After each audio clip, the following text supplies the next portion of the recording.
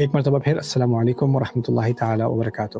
آج کے سیشن میں میں آپ سے سورۃ الکہف کے قصے اصحاب الکہف میں جو دعا کا ذکر ہے اس کے بارے میں کچھ باتیں کروں گا۔ یہ قصہ بہت ہی مختلف ہے باقی قصوں سے قرآن کے، اور یہ صرف ایک ہی دفعہ ذکر کیا گیا ہے۔ اس قصے کی خصوصیات پہلے سمجھ لیجئے۔ پہلی بات تو یہ ہے کہ کچھ ایسے نوجوانوں کی بات ہو رہی ہے جن کو نہ کسی پچھلے نبی کا علم تھا، نہ ان کی صحبت میں کوئی نبی تھے، نہ ان کے پاس کسی وحی کا علم تھا۔ یہ ایک ایسی سوسائٹی میں تھے، جہاں تک ہماری تحقیق ہے، ہماری ٹیم کی تحقیق ہے، یہ ایسی سوسائٹی میں تھے جہاں یونانی خداؤں کو، گریک گاڈز کو ورشپ کیا جاتا تھا، ان کی عبادت کی جاتی تھی، اور یہ بہت ایلیٹ فیملی سے تھے۔ اور یہ قصہ اصل میں جب ہوا تھا اور اس کی جو شہرت ہوئی تھی قرآن کے آنے سے پہلے تقریباً 120 سال 70 سے 120 سال کے درمیان اس قصے کی بہت زیادہ شہرت ہو چکی تھی عیسائی دنیا میں، خاص کر سیریا میں، شام میں جو عیسائی ہیں، جیکوبائٹ یعقوبی نصرانی جنہیں کہا جاتا ہے، ان کے ہاں ان کی بہت شہرت تھی۔ ان کے قصے کا ترجمہ یونانی زبان میں بھی ہو چکا تھا، ایرمیک میں، آرامی زبان میں بھی تھا، اور عربی میں بہت کم پایا جاتا تھا، لیکن زیادہ تر دوسری زبانوں میں ان کا قصہ تھا۔ اور ان کے قصے کے ان کے نام پر اصل میں چرچ بھی بنا دیے گئے تھے، تو گرجے تھے جن میں ان کے نام پر پورے تہوار کیے جاتے تھے، دا فیسٹیول آف دا 7 سینٹس، یعنی 7 جو ان کے جو سینٹس ہیں، جو ان کے پیر ہیں، ان کو پیر مانا جاتا تھا، ان کے نام پر، ان بزرگوں کے نام پر پورے روزے رکھے جاتے تھے اور پھر دعوتیں کی جاتی تھیں۔ ان کے جس طرح آپ نے دیکھا ہوگا کبھی چرچز کے اندر پینٹنگز بنی ہوتی ہیں، تصویریں بنی ہوتی ہیں مریم کی یا عیسیٰ علیہ السلام کی، اسی طرح ان کی بھی پینٹنگز بنی ہوئی ہیں، ابھی بھی اگر آپ گوگل کریں تو آپ کو وہ ملیں گی۔ ابھی تک ان چرچز کی پینٹنگ موجود ہیں جہاں ان کو دکھایا گیا ہے کہ یہ 7 ہیں۔ قرآن نے تو اس کا اعتراف نہیں کیا کہ وہ کتنے ہیں، اس بات کو واضح نہیں کیا کہ وہ 7 ہیں، اور ساتھ میں ان کا کتا ہے، اور وہ اندر جو ہیں وہ دفنے ہوئے ہیں، کسی غار کے اندر پھنسے ہوئے ہیں اور سو رہے ہیں۔ تو ان کو 7 سلیپرز کے نام سے مشہور ان کا نام یہ تھا عیسائی دنیا میں۔ قرآن نے اس قصے کا ذکر کیا، اس کو اپنے لیے دوبارہ سے کلیم کیا ہے، اور یہ بات واضح کی ہے کہ جو قصہ عیسائیوں کے ہاں مشہور تھا اس میں بہت ساری انحرافات تھیں، اور ان کے نام پر بہت بڑے جھوٹ گھڑے گئے تھے، اور اس قصے کو دوبارہ صحیح طریقے سے بتانے کی ضرورت تھی، اور ان نوجوانوں کے نام کو اور ان کی لیگیسی کو، انہوں نے جو پیچھے اپنے ایک عظیم مثال چھوڑی ہے، اس مثال کو دوبارہ اپنی حقیقت پر لا کر اس کو ریسٹور کرنے کی ضرورت تھی۔ تو اس لیے اللہ تعالیٰ نے جب ان کے قصے کا ذکر کیا تو نحن نقص علیک نبأہم بالحق، ہم تمہیں ان کا قصہ حق کے ساتھ بتائیں گے، یعنی جو باطل باتیں تھیں وہ اوروں نے پھیلا دی ہوئی ہیں۔ اس کے بارے میں انگلش میں نے بات کافی تفصیل سے لیکچر کی ہے، لیکن آج صرف اس دعا کی طرف فوکس کریں گے جو ان کے بارے میں کہی گئی ہے۔ پہلی بات جو اللہ تعالیٰ نے ہمیں ان کے بارے میں بتائی کہ آپ نہیں جانتے تھے کہ یہ ہمارے بہت ہی عجیب کرشموں میں سے، معجزوں میں سے تھے۔ کانوا من آیاتنا عجبا اذ اوى الفتية الى الكهف، جب ینگ لڑکے غار کی طرف گئے۔ تو یہ پہلے سمجھ لیں کہ اس میں معجزہ کیا ہے۔ اصل میں بات یہ کہی جا رہی ہے کہ کیونکہ یہاں فتیہ کا لفظ خاص استعمال ہوا ہے، عام طور پر لوگوں کے لیے استعمال ہوتا ہے ہم انہم آمنوا بربہم، وہ ایمان لائے اپنے رب پر، اور ان کی عمر کا ذکر نہیں ہوتا، لیکن خاص اللہ تعالیٰ نے اہتمام کیا کہ ان نوجوانوں کے لیے فتیہ کا لفظ استعمال کیا جائے، ہمیں اس بات کی طرف غور دلانے کے لیے کہ یہ ان کا یہ جو کارنامہ ہے کہ انہوں نے اپنی سوسائٹی کو چھوڑا اور یہ غار کی طرف بھاگے، اس میں جو عجیب چیز ہے وہ یہ ہے کہ یہ نوجوان تھے، اور اس نوجوانی کی عمر میں ان کے سامنے ساری دنیا تھی، کیونکہ یہ ایلیٹ فیملیز سے تھے تو یہ مزے بھی کر سکتے تھے، شراب بھی پی سکتے تھے، ان کی کوئی حلال حرام کی کوئی قید نہیں ہے، جو عیاشیاں کرنی ہیں، جو مزے لوٹنے لوٹ سکتے تھے، پیسے بھی تھے ان کے پاس، پاپولیرٹی بھی تھی، آپس میں دوست بھی تھے، سب چیزیں تھیں ان کے پاس۔ لیکن جب ایک دماغ میں بات آ گئی کہ ہم مختلف خداؤں کی عبادت نہیں کر سکتے، ہم نہیں کریں گے۔ ان کا تہوار ہونے والا تھا گریک گاڈز کا، تو وہاں بڑے مجسمے بننے تھے اور بادشاہ نے آ کے اس کی انوگریشن کرنی تھی، تو ان لڑکوں نے آپس میں بات کر کے ان کو خیال آیا کہ ایک ہی خدا ہوگا، اور کسی چیز کا انکار نہیں کیا انہوں نے، بس یہ کہا کہ ہم یہ جو مجسمے ہیں ان کے تہوار میں ہم شرکت نہیں کریں گے۔ تو وہ اتنا بڑا جرم بن گیا کہ انہوں نے اپنی فیملی کو ریجیکٹ کیا، اپنی فیملی کے ٹریڈیشن کو ریجیکٹ کیا، اپنی سوسائٹی کو ریجیکٹ کیا، یہاں تک کہ ان کی جو سیاست ہے اس سیاست میں بھی اگر بادشاہ کے مذہب کا انکار کیا جائے تو وہ بادشاہت کا انکار بھی ہوتا ہے، تو وہ تو پنشیبل بائی ڈیتھ ہوتی ہے نا چیز، وہ تو پھر ان کو سزائے موت ملنی تھی۔ تو ان کو وارننگ دی گئی، کیونکہ یہ بڑے گھرانے کے لڑکے تھے، تو ان کو کہا کچھ دن سوچ لو، اگر ٹھکانے آ جائے گی، شاید یہ نوجوانی کا جوش ہے کہ تم نے الٹی سیدھی بات کی ہے، بادشاہ کی اور بادشاہ کے مذہب کی توہین کی ہے، تو تمہیں کچھ دن دیے جا رہے ہیں، مہلت دی جا رہی ہے، اس کے بعد تمہیں دوبارہ ٹرائل پہ لائیں گے، اگر اس وقت بھی تم نے اپنی بات کو ریٹریکٹ نہیں کیا تو پھر تمہیں سزائے موت دے دی جائے گی۔ تو اس ٹائم اس مہلت کا فائدہ اٹھاتے ہوئے یہ لڑکے بھاگے ہیں، اور یہ اپنی ساری لگژری، ساری آرام کی زندگی، سب کچھ چھوڑ کر وہ غار کی طرف نکلے، غار کی طرف۔ اذ اول فتیۃ الی الکہف، جب یہ نوجوان غار کی طرف گئے پناہ لینے کے لیے، اوا کہتے ہیں پناہ لینے کو۔ فقالوا، تو انہوں نے کہا، ربنا آتنا من لدنک رحمتا، ہمارے رب اپنے خاص خزانوں میں سے، لدن کا لفظ استعمال ہوتا ہے کوئی خاص اپنی طرف سے کوئی چیز دے۔ جیسے میں اگر یہاں سے اٹھا کے آپ کو ایک کتاب دے دوں، کہیں گے منی یا من عندی، لیکن اگر میرا کوئی سیکرٹ بک شیلف ہے، وہاں پہ میری بہت پرسنل سی کلیکشن ہے، وہاں سے میں نکال کے ایک خاص کتاب آپ کو لا کے دوں تو اس کو کہوں گا من لدنی، یعنی لدن کا لفظ کوئی عام استعمال میں نہیں ہوتا۔ تو یہاں پر من لدن کا رحمت سے مراد ہے یار ہمارے رب، ہم ایسی زبردست مصیبت میں ہیں، ہمیں ہر طرف سے جو ہے موت نظر آ رہی ہے، ہم واپس اپنی اسٹیٹمنٹ کو واپس لے سکتے ہیں، ہماری زندگی واپس چلی جائے گی، لیکن ہم نے آپ کو مان لیا ہے، ہم نے اپنے رب کو مان لیا۔ اب اندازہ کریں نا، وہ جب یہ دعا کر رہے ہیں تو یہ دعا وہ اپنی زبان میں کر رہے ہیں، اور انہوں نے یہ دعا کسی کتاب میں، نازل کی ہوئی کتاب میں نہیں پڑھی، ان کے دل سے یہ آواز نکلی ہے کہ ہمارے رب آپ ہی اب ہماری مدد کر سکتے ہیں، آپ ہی کی خاص رحمتوں میں سے کوئی رحمت آئے گی تو ہمارا کوئی اہتمام ہوگا، ورنہ ہم کیا کریں گے۔ ربنا آتنا من لدنک رحمتا وہیئ لنا، اور ہمارے لیے مہیا کر دے، ہمارے لیے آسانیاں فراہم کر دے، من امرنا، ہمارے اس فیصلے میں، رشدن، سیدھا راستہ، یعنی ہمارے، کیونکہ ہم نے یہ سیدھا راستہ چنا ہے، اس میں ہمارے لیے آسانیاں پیدا کر، ہمارے لیے آسانیاں مہیا کر۔ اور وہ جا رہے ہیں غار کی طرف۔ اب غار میں تو آپ کو پتہ ہے نہ کوئی لگژری ہوگی، نہ ٹیمپریچر کنٹرول ہوگا، نہ کھانا ہوگا، یہاں تک کہ وہاں سانپ بھی ہو سکتے ہیں، کیڑے مکوڑے بھی ہو سکتے ہیں، مشکلات بھی ہو سکتی ہیں، خطرے بھی ہو سکتے ہیں، لیکن ان کے پاس کوئی چوائس نہیں، اور کوئی جگہ جانے کو ہے نہیں، پہاڑوں میں جا کے وہ چھپ گئے، غار میں جا کے کسی میں گھس گئے، اور جاتے ہوئے اللہ تعالیٰ سے یہ دعا کر رہے ہیں۔ مجھے حیرت ہوتی ہے اس دعا پہ بہت زیادہ، کیونکہ ہم نے نا اپنے دین کو ایک عجیب نئی چیز بنا دیا جو وہ اوریجنلی تھی نہیں۔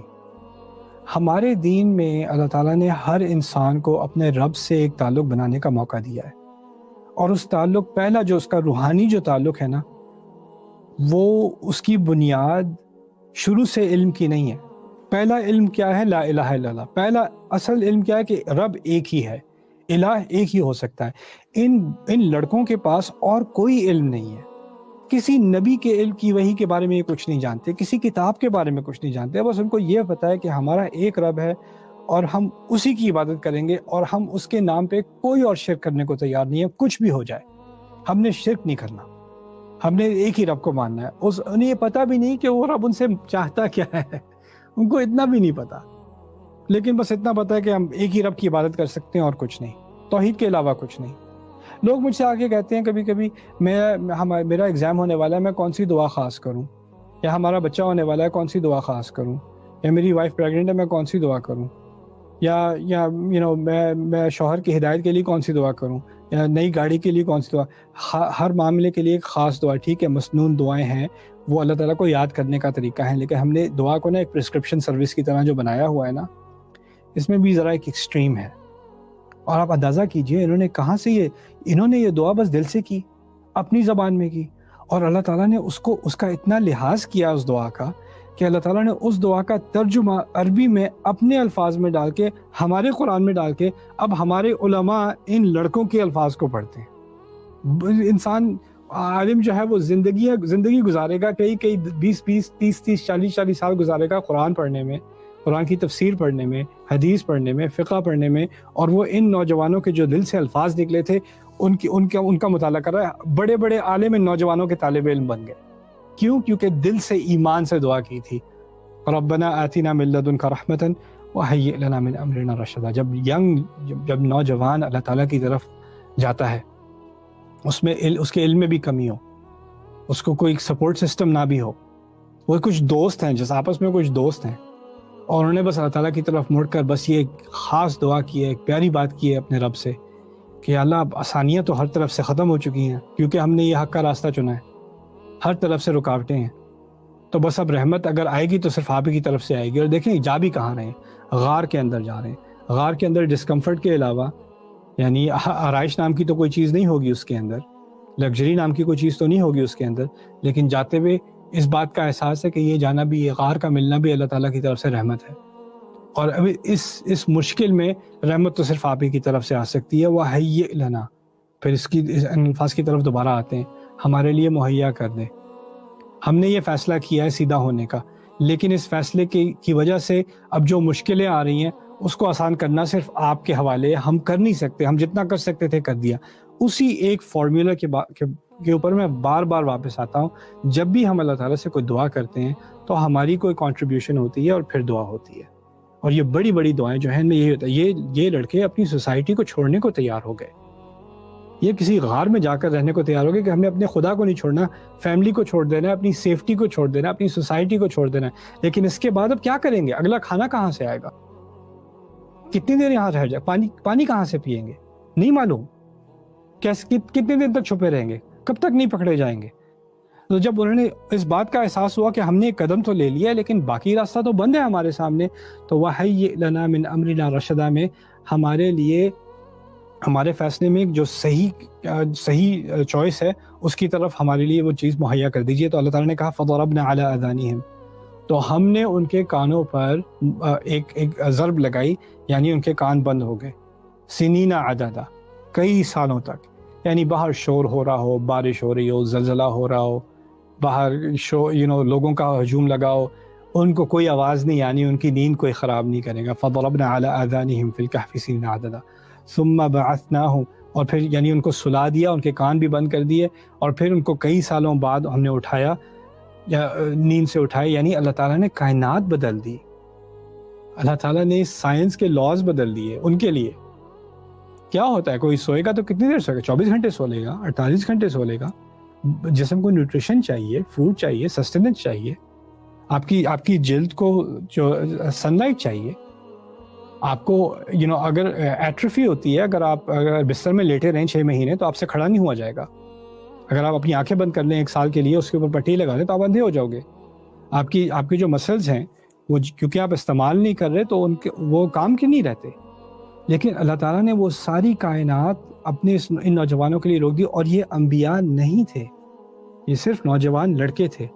اللہ تعالیٰ ہمیں ایک بہت عظیم بات بتا رہے ہیں کہ اس مٹیریلسٹ دنیا میں جب ہم سمجھتے ہیں کہ ہر چیز جو ہے وہ مٹیریلزم کے ذریعے سے آئے گی, اس میں اللہ تعالیٰ نے ہمیں ایک اتنا عظیم درس دیا ہے کہ جب میرے ایمان پر آ کر, میرے ایمان پہ پورا اس کے تقاضوں پہ پورا اتر کے نوجوان جب میری طرف آئیں گے اور باقی دنیا کے سارے راستے ان کے لیے بند ہو جائیں گے, تو میں اپنا دروازہ کھلا رکھوں گا, اور میں ان کے لیے سورج کی سمت بدلنے کو تیار ہوں, میں وقت کو روکنے کو تیار ہوں. وہ کتنے 100 سال وہ سوتے رہے ہیں, اور پھر جا کر وہ اٹھیں, اور پھر جا کے کہتے ہیں بھوک لگی ہے, کھانا کھاتے ہیں کہیں سے. یہ معجزہ کیا ہے اللہ تعالیٰ نے ان کے ساتھ. ہم سمجھتے ہیں معجزے صرف انبیاء کے ساتھ ہوتے ہیں, معجزے آپ کے ساتھ, میرے ساتھ بھی ہو سکتے ہیں. اگر ہمارا ایمان ایسا ہو تو اللہ ایسے دروازے کھولے گا. یہ اسی آیت کی تفسیر سمجھ لیں, وَمَن يَتَّقِ اللَّهَ يَجْعَلْ لَهُ مَخْرَجًا وَيَرْزُقْهُ مِنْ حَيْثُ لَا يَحْتَسِبُ وَمَن يَتَوَكَّلْ عَلَى اللَّهِ فَهُوَ حَسْبُهُ إِنَّ اللَّهَ غَالِبُ أَمْرِهِ. جس نے اللہ کا تقوی اختیار کیا وہ اس کے لیے دروازہ کہیں نہ کہیں سے کھول دے گا, اور اس کو وہاں سے دے گا جہاں سے وہ گمان بھی نہیں کر سکتا ہوگا. اور اللہ اس کے معاملے کو اس کی انتہا تک پہنچا کے ہی چھوڑے گا. ان اللہ بالغ امرہ. یہ توکل ہمیں اپنی سچویشنز میں کرنا چاہیے, اپنی ذاتی سچویشنز میں کرنا چاہیے. اور اس دعا سے مجھے ایک انسپریشن ملتی ہے کہ جو اصل تبدیلی آتی ہے نا دنیا میں, جو اصل تبدیلی آتی ہے وہ ینگ لوگوں کے ہاتھوں میں آتی ہے. جو نوجوان نسل ہے نا, وہ ایک دفعہ سیدھے راستے پر آنے پر آمادہ ہو جائے عقلی طور پہ. اصل میں یہ عقلی طور پر مسلمان ہوئے تھے, یہ توراسی مسلمان نہیں تھے کہ ان کو اسلام والدین سے ملا تھا. انہوں نے اپنی عقل کے ذریعے سے یہ اس نتیجے پر پہنچے کہ ایک ہی خدا ہو سکتا ہے. جب ہماری جنریشنز عقل کی بنیاد پر اسلام پر آئے گی نا, قرآن پر آئے گی, اس نبی پر آئے گی, اس دین پر آئے گی, تو اس کے بعد ہم سے زیادہ طاقتور کوئی قوم نہیں ہو سکتی. اگر ہمارا اسلام صرف دیا ہوا اسلام ہے, یعنی ہمارے والدین نے ہمیں دیا, ہم اپنے بچوں کو دیں گے, لیکن عقلی طور پر ہم مسلمان نہ بنیں, انٹلیکچوئل طور پر ہم مسلمان نہ بنیں, تو ہماری ترقی نہیں ہو سکتی. اور وہ جو پختگی ہوتی ہے نا ایمان کی، وہ نہیں آ سکتی، کیونکہ یہ تو صرف ایسی چیز ہے جو ہمیں اپنے والدین سے ملی، اوروں کو اور چیزیں اپنے والدین سے ملی تھیں، اس کی قدر نہیں ہوگی۔